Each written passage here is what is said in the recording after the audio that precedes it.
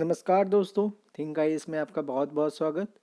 आज हम कला और संस्कृति पर चर्चा करेंगे, जिसमें हम संस्कृति के प्रसार के बारे में जानेंगे और बर्मा यानी म्यांमार पर बात करेंगे। ईसवी सन के प्रारंभ से ही भारतीय संस्कृति और भारतीय लोग बर्मा पहुंचने लगे थे। म्यांमार चीन जाने वाले रास्ते में पड़ता था। अमरावती और ताम्रलिप्ति से आने वाले लोगों ने दूसरी सदी के बाद म्यांमार में बसना आरंभ कर दिया। इनमें व्यापारी, ब्राह्मण, कलाकार, शिल्पी और अन्य लोग शामिल थे। भड़ौच, वाराणसी और भागलपुर के व्यापारी बर्मा के साथ व्यापार करते थे।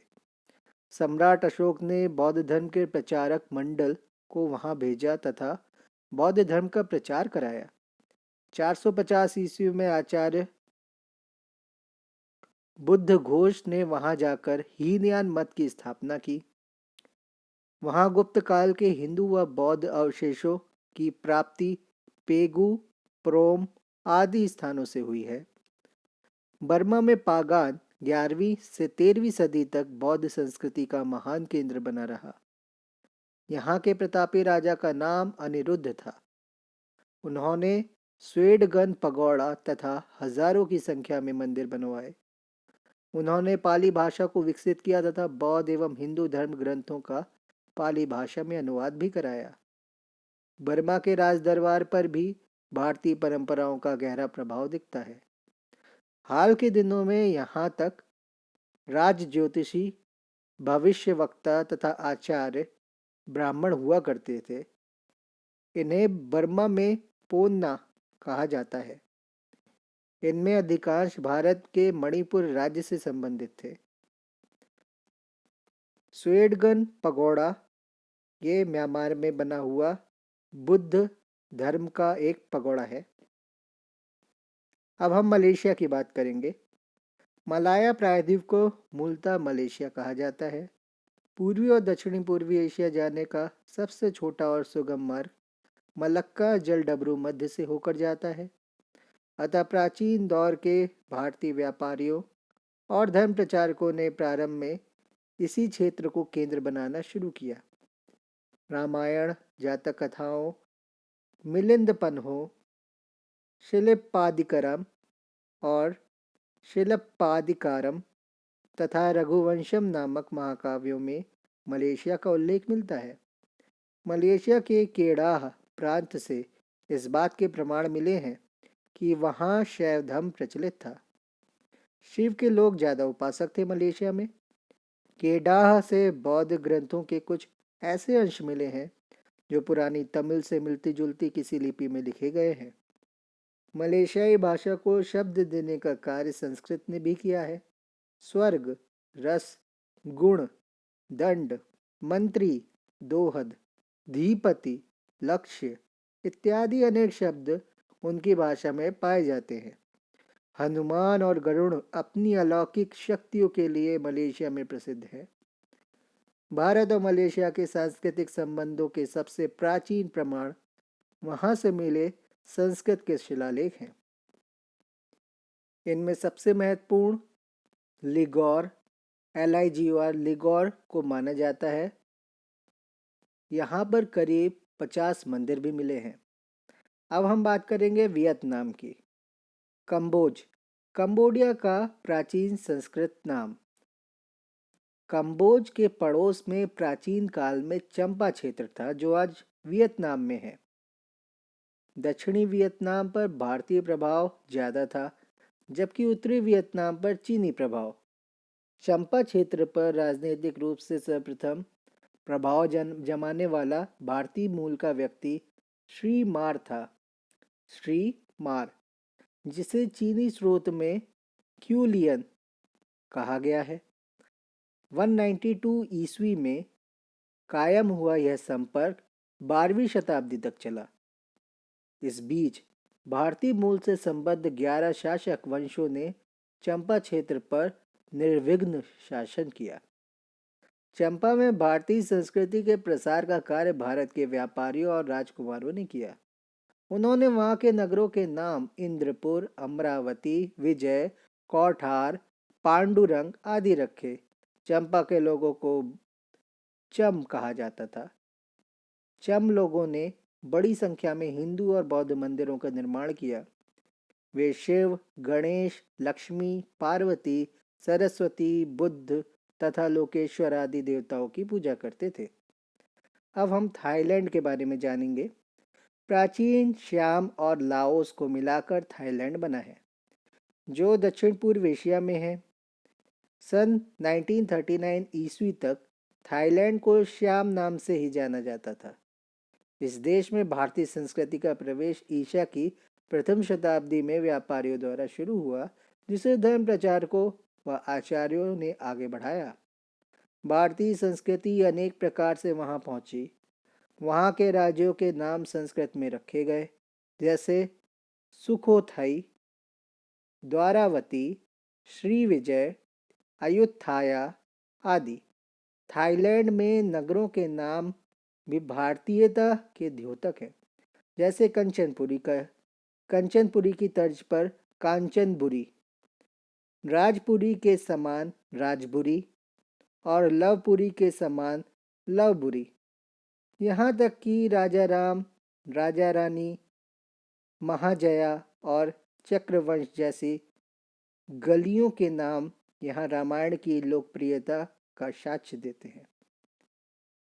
शाला क्यूओ मंदिर थाईलैंड में है। शाला क्यूओकू मंदिर थाईलैंड में है। वहाँ 3री-4वीं शताब्दी में ब्राह्मणों की मूर्तियों और बौद्ध मंदिरों का निर्माण आरंभ हो गया था थाईलैंड में। वहाँ के मंदिरों से पाई जाने वाली सबसे प्राचीन मूर्तियाँ भगवान विष्णु की हैं। थाईलैंड में श्याम की राजधानी बदलती रही। इस कारण जहाँ भी नई राजधानी बनी, वहाँ भव्य मंदिरों का निर्माण किया गया। अयोध्या, जिसे वहाँ अयुत्थाया कहते हैं, उन्हीं में से एक प्रसिद्ध राजधानी है। यहाँ बहुत से बड़े बड़े मंदिर थे, पर आज वे सब खंडहरों के रूप में खड़े हैं। परंतु थाईलैंड की वर्तमान राजधानी बैंकॉक में आज भी 400 से अधिक मंदिर हैं।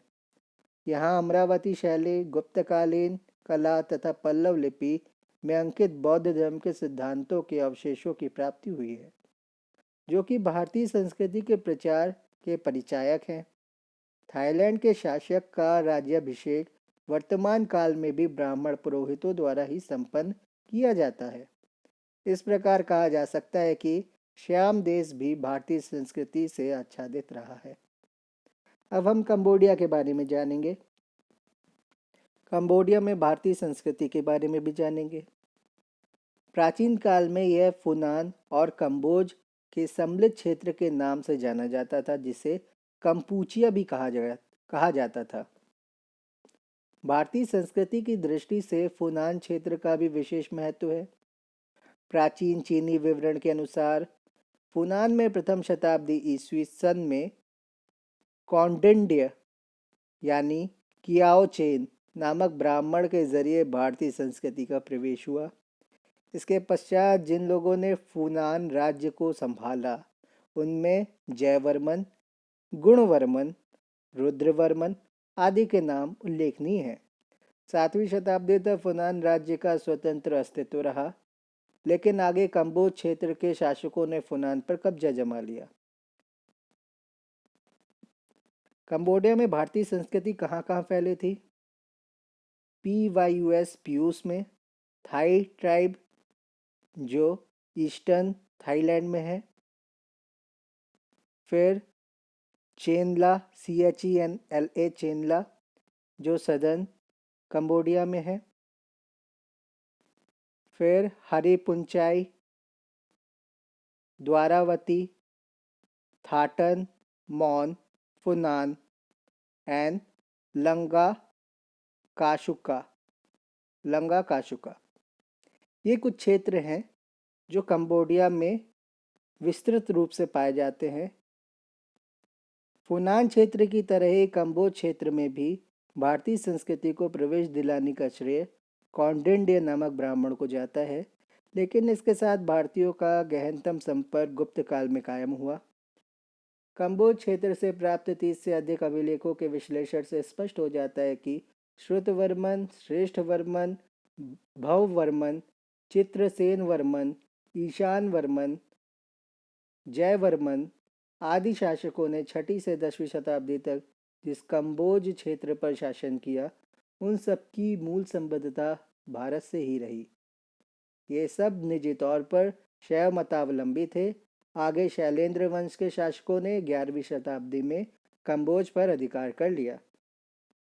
अंकोर वाट मंदिर के अलावा कंबोडिया के यशोधरपुर, वर्तमान अंकोर में एक और भव्य मंदिर है जिसे बाफुओन कहा जाता है। इसकी दीवारों पर भी महाकाव्यों के चित्र खुदे हैं, जैसे राम रावण का युद्ध, कैलाश पर्वत पर अधिष्ठित शिव पार्वती की मूर्तियों के साथ कामदेव के भस्म होने के दृश्य आदि। इसके अलावा राजेंद्र वर्मन के एक विशाल अभिलेख में शिव की वंदना भी की गई है। यहाँ के बेयोन मंदिर के शिखर में भी भारतीय मंदिरों के शिखरों की झलक दिखाई देती है। इस मंदिर एवं एलोरा के कैलाश मंदिर की मूर्तिकला, आलेख विषयों और दृश्यों में समानता और साम्यता है। प्राचीन कंबोज में ब्राह्मणों को सबसे ऊंचे पदों पर नियुक्त किया जाता था। राजाओं ने संस्कृत में अपनी उपाधियां खुदवाई। शासन का सारा कार्य हिंदू नियमों और ब्राह्मण ग्रंथों के अनुसार चलाया जाता था। मंदिरों के साथ ज्ञान केंद्र के रूप में आश्रम खोले गए। ताम्रपुर, विक्रमपुर, ध्रुवपुर आदि नगरों के नाम संस्कृत में रखे गए। आज तक कंबोडिया में महीनों के नाम चैत यानी चैत्र, बिसाख यानी बैशाख, अषाढ़ यानी आषाढ़ आदि से चलते हैं, जो भारतीय नामों के ही अपभ्रंश हैं। इस प्रकार भारतीय संस्कृति ने कंबोडिया पर गहरी छाप छोड़ी।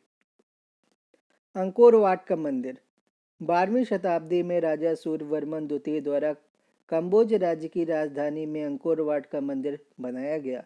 यह मंदिर विष्णु को समर्पित है। ऊंचे चबूतरों पर स्थित इस मंदिर में 3 खंड हैं, जिनमें प्रत्येक में सुंदर मूर्तियां हैं और प्रत्येक खंड से ऊपर के खंड तक पहुंचने के लिए सीढ़ियां दी गई हैं। प्रत्येक खंड में 8 गुंबद है, जिनमें से प्रत्येक 180 फुट ऊंचा है। वास्तुकला के आश्चर्य, इस देवालय के चारों ओर एक गहरी खाई है, जिसकी लंबाई 2.5 मील और चौड़ाई 650 फुट है। खाई पर पश्चिम की ओर एक पत्थर का पुल है। भारत से संपर्क के बाद दक्षिण पूर्व एशिया में कला, वास्तुकला तथा स्थापत्य कला का जो विकास हुआ, उसका यह मंदिर सर्वश्रेष्ठ उदाहरण है।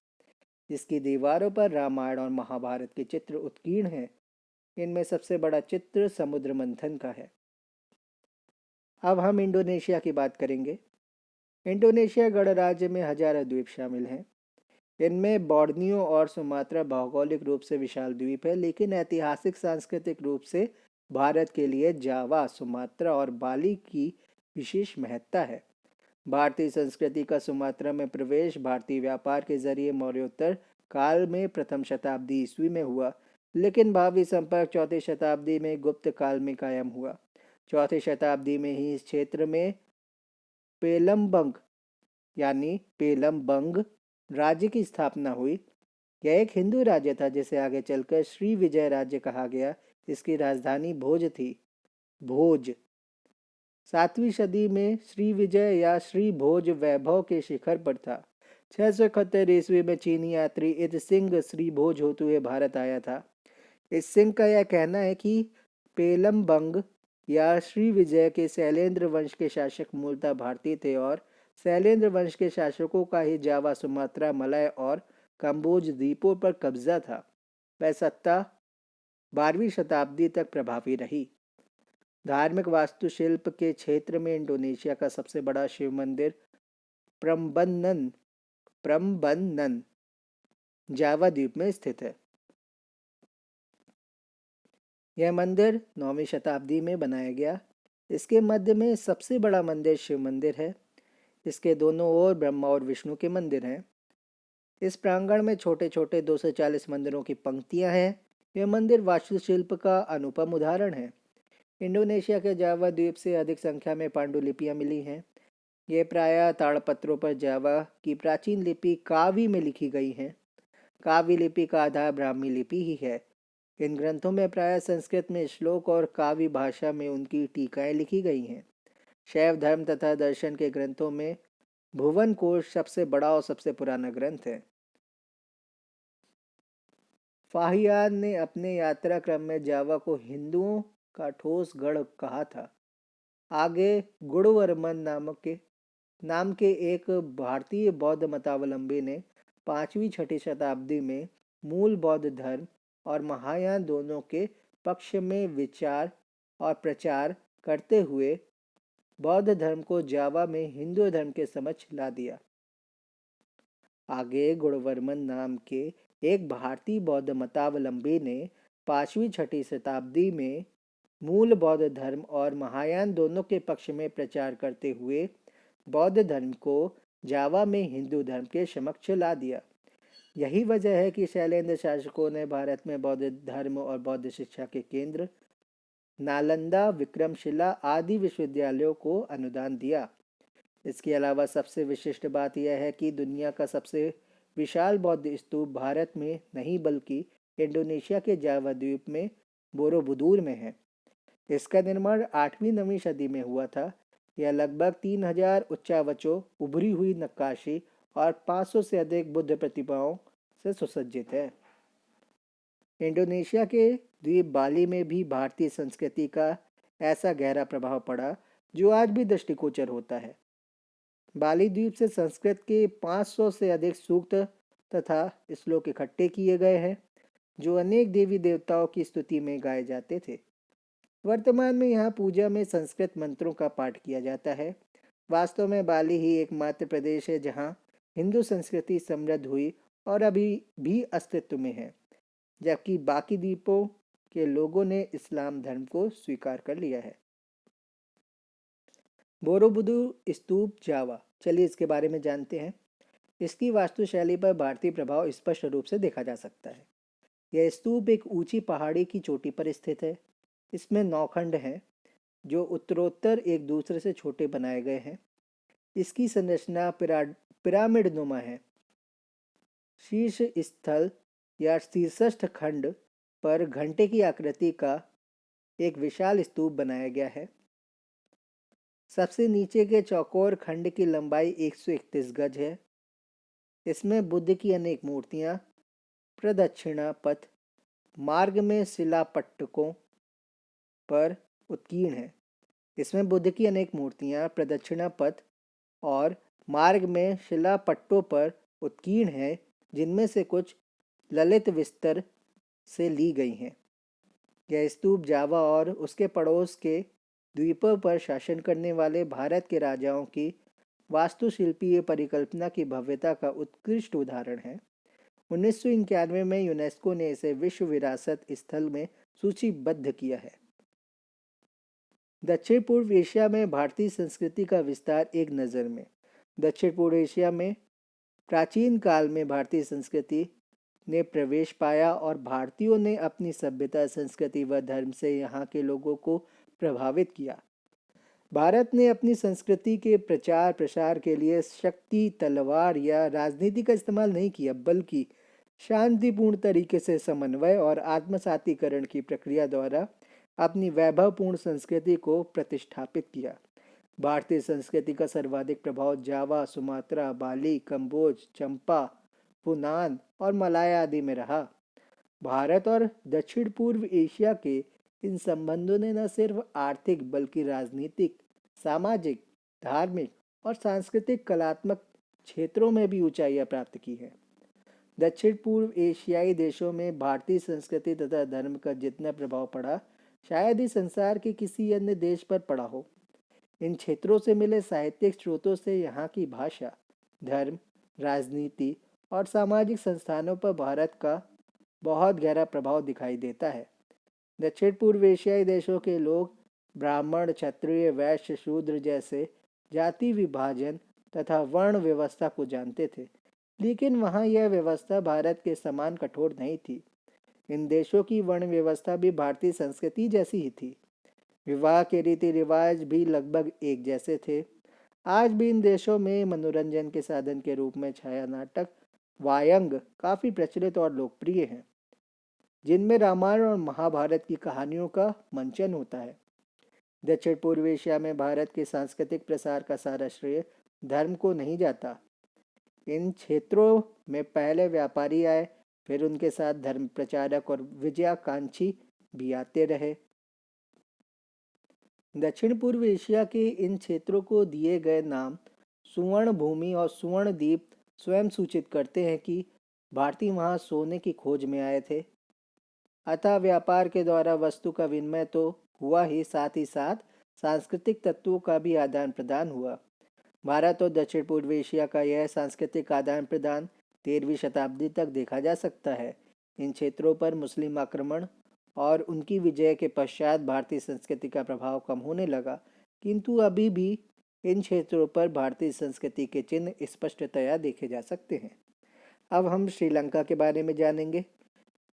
किंवदंती या महाकाव्य रामायण के अनुसार लंका का राजा रावण था, लेकिन ऐतिहासिक रूप से भारत श्रीलंका का संबंध मौर्य काल में शुरू हुआ और यह आगे भी जारी रहा।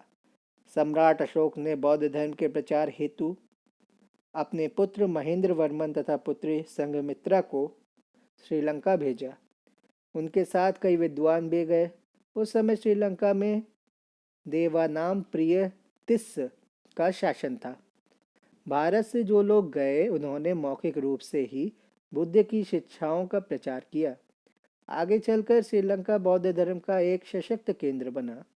श्रीलंका के लोग पाली भाषा का प्रयोग साहित्यिक भाषा के रूप में करने लगे। बौद्ध धर्म की दक्षिणी अनुश्रुति सिंहली साहित्य को माना जाता है। श्रीलंका में रचित दीपवंश और महावंश बौद्ध धर्म के विख्यात स्रोत हैं। बौद्ध धर्म के साथ साथ भारतीय कला भी श्रीलंका पहुंची। श्रीलंका की चित्रकला का सबसे सुंदर निदर्शन सिगिरिया नामक गुफा विहार में मिलता है। इसकी भित्तियों पर बनाए गए चित्रों का आकार प्रकार भारत की अमरावती की कला शैली में है। 9वीं शताब्दी में चोल काल में उभार के कारण उत्तरी श्रीलंका में हिंदू धर्म, संस्कृति और तमिल भाषा का प्रचार हुआ, जबकि दक्षिण में सिंहली भाषा और बौद्ध धर्म की ही प्रधानता रही। कालांतर में भाषागत सांस्कृतिक वर्चस्व के लिए श्रीलंका में जो गृह युद्ध छिड़ा, उसके ऐतिहासिक कारण यही रहे हैं। मध्य एशिया में भारतीय संस्कृति। मध्य एशिया तिब्बत, भारत, अफगानिस्तान, चीन, रूस और मंगोलिया से घिरा हुआ क्षेत्र है। चीन से आने जाने वाले व्यापारियों को बहुत सी कठिनाइयों के बावजूद इस क्षेत्र से होकर गुजरना पड़ता था। मध्य एशियाई देशों को जोड़ते हुए जो मार्ग चीनियों ने बनवाया, वह आगे चलकर रेशम मार्ग यानी सिल्क रूट के नाम से प्रसिद्ध हुआ। इसे इस नाम से इसलिए जाना जाने लगा क्योंकि इसी मार्ग के जरिए चीनी चीन से रेशम का व्यापार किया करते थे। रेशम मार्ग पूर्व और पश्चिम के बीच आर्थिक व सांस्कृतिक आदान प्रदान के सेतु के नाम से विश्व विख्यात है। रेशम मार्ग के कारण भारतीय संस्कृति का प्रभाव भी मध्य एशिया में दृढ़ता से अनुभव किया गया। भारत और मध्य एशियाई देशों में जो सांस्कृतिक आदान प्रदान हुआ, सभी देशों में उसका प्रमाण प्राचीन स्तूपों, मंदिरों, मठों, मूर्तियों और चित्रों से प्राप्त होता है। रेशम मार्ग पर कई स्थान हैं जहां भिक्षु और धर्माचार्य, व्यापारी तथा तीर्थयात्री सभी यात्रा के बीच में रुका करते थे। ये आगे चलकर बौद्ध शिक्षा के महत्वपूर्ण केंद्र बने। दक्षिण रेशम मार्ग में यारकंद, खेतान, मीरान, कुची ऐसे ही विश्राम स्थल थे जहां भारतीय संस्कृति की छाप पड़ी। अफगानिस्तान के बामियान, कंधार आदि स्थानों पर भी भारतीय कला के उत्कृष्ट नमूने मिले हैं। ये स्थल भी रेशम मार्ग पर ही पड़ते हैं। अफगानिस्तान में बौद्ध धर्म 7वीं सदी तक जमा रहा। कालांतर में इस्लाम धर्म ने इसे अपदस्थ कर दिया। रेशम मार्ग से रेशम के अतिरिक्त जेड नामक बहुमूल्य पत्थर, घोड़े तथा अन्य महत्वपूर्ण वस्तुओं का व्यापार भी होता था, परंतु इस मार्ग से होकर जाने वाला सबसे अधिक प्रभावशाली तत्व था बौद्ध धर्म। इस व्यापार मार्ग से धर्म और दर्शन का, आस्था और विश्वास का, भाषा और साहित्य का तथा कला और संस्कृति का प्रसार हुआ। अफगानिस्तान के साथ साथ खेतान राज्य में भी भारतीय संस्कृति का व्यापक प्रसार हुआ। खेतान दक्षिणी रेशम मार्ग पर स्थित एक पड़ाव स्थल था। यह चीन के हान राजवंश के अंतर्गत आता था, लेकिन यह एक स्वायत्त राज्य था।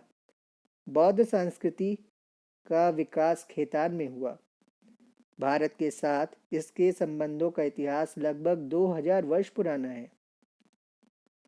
खेतान से प्राप्त पहली शताब्दी के सिक्कों पर एक ओर चीनी भाषा में तो दूसरी ओर प्राकृत भाषा और खरोष्ठी लिपि में लिखा हुआ है।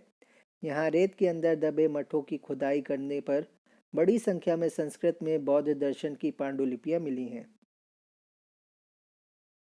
बामियान की विशालतम बुद्ध प्रतिमा। दुनिया की सबसे बड़ी बुद्ध प्रतिमा बामियान की ईस्वी सन के आरंभिक वर्षों में चट्टान को काटकर बनाई गई थी। 2001 में तालिबानी कट्टरपंथियों ने इसे नष्ट कर दिया।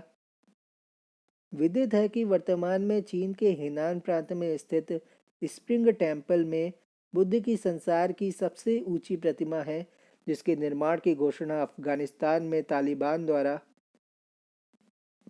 बामियान की बुद्ध प्रतिमा के ध्वंस के तुरंत बाद की गई थी। यह 128 मीटर ऊंची है, जिसमें 20 मीटर ऊंचा कमल सिंहासन शामिल है। यदि इसके 25 मीटर ऊंचे आधार को भी जोड़ लिया जाए तो इसकी ऊंचाई 153 मीटर ऊंची हो जाती है। अक्टूबर 2008 की स्थिति के अनुसार इसके आधार को नई शक्ल दी जाने के पश्चात अब इसकी ऊंचाई 208 मीटर कही जाती है। रेशम मार्ग यानी सिल्क रूट। सिल्क रूट को प्राचीन चीनी सभ्यता के व्यापारिक मार्ग के रूप में जाना जाता है। 200 वर्ष ईसा पूर्व से दूसरी शताब्दी के बीच हान राजवंश के शासनकाल में रेशम मार्ग विकसित हुआ। पहले यह मार्ग चीनी साम्राज्य के अंदर उत्तरी छोर से पश्चिम की ओर जाता था। फिर मध्य एशिया के कबीलों से संपर्क हुआ और धीरे धीरे यह मार्ग चीन, मध्य एशिया, उत्तर भारत, ईरान, इराक और सीरिया से होता हुआ रोम तक पहुंच गया। गौरतलब है कि इस मार्ग पर केवल रेशम का व्यापार नहीं होता था, बल्कि इससे जुड़े सभी लोग अपने अपने उत्पादों का व्यापार करते थे। बौद्ध धर्म को विश्वव्यापी धर्म बनाने में रेशम मार्ग का महत्वपूर्ण योगदान है। कालांतर में समुद्री मार्ग की महत्ता बढ़ाने से रेशम मार्ग पर व्यापारिक प्रवाह कम हो गया। यूनेस्को ने 2014 में सिल्क रूट को विश्व विरासत स्थल का दर्जा दिया है। धन्यवाद।